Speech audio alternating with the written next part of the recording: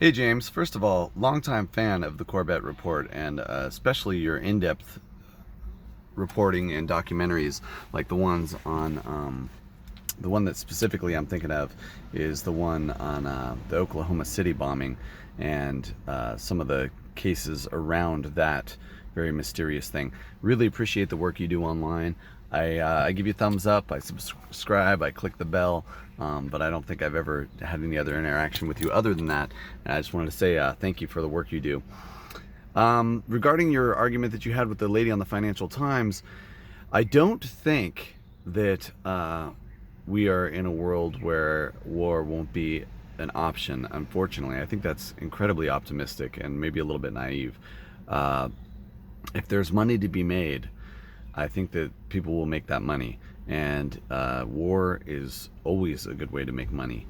And regarding whether or not the public can be duped, as you suggested that they have been, which I completely agree with you, of course, like they were in Iraq and Afghanistan, and whether they can be duped to going into Iran.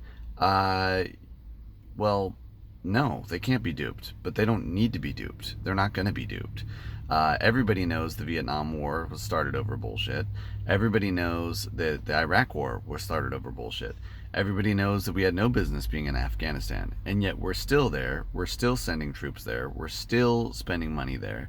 We're still giving no-bid contracts to giant corporations like Halliburton to rebuild these places that we destroyed. We're still building robots to murder children in the third world all over the place. We're still trying to do a coup in Venezuela. We're still trying to do covert actions in other South American governments and in Africa. And I mean, we overthrew Gaddafi and had him murdered in cold blood. And now there's an active slave trade in Libya.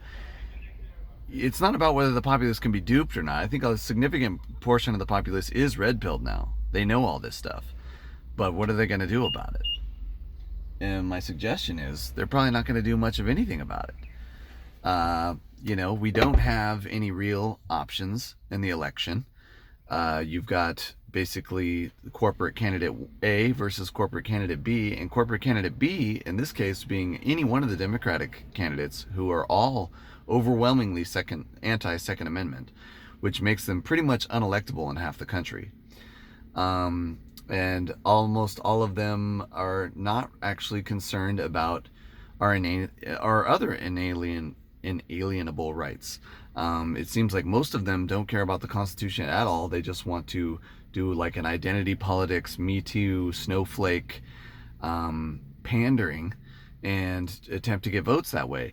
And it works to an extent, but I think, again, we're mostly seeing people vote for people like that as a vote against Trump, which is silly because they have no chance against Trump because they're anti-Second Amendment, they're anti-First Amendment. Nobody's talking about the Project Veritas Google expose that just came out last week, which is huge news. Google runs our economy, Google runs our political system, Google has all of our personal data. I mean, literally, it's almost ubiquitous. I mean, we live in 1984 now, and people aren't even talking about it. They're not even discussing it. And I think almost everybody knows. And more importantly, that they know, almost none of them care.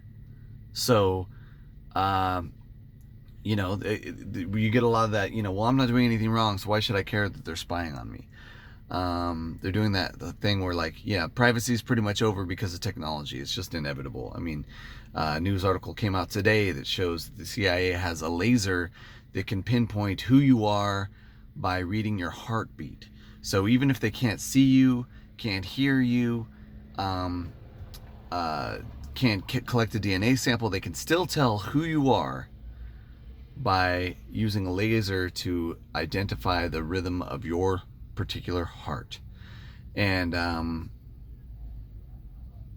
basically, this is why a lot of people, I think, are really subscribing at this point to libertarianism, because the more we pay this giant, unconstitutional, illegal, and immoral federal government, the more they're going to continue to trample our rights, violate our privacy, etc. So that's my thoughts on the topic.